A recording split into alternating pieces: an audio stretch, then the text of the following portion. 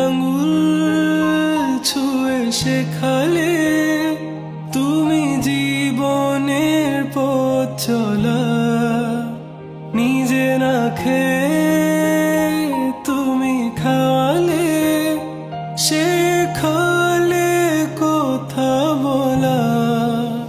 বাবা তুমি আমার যত খুশির কারণ,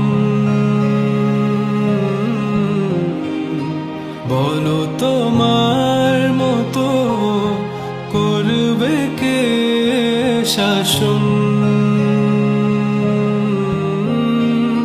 বাবা তুমি আমার বেঁচে থাকার কারণ।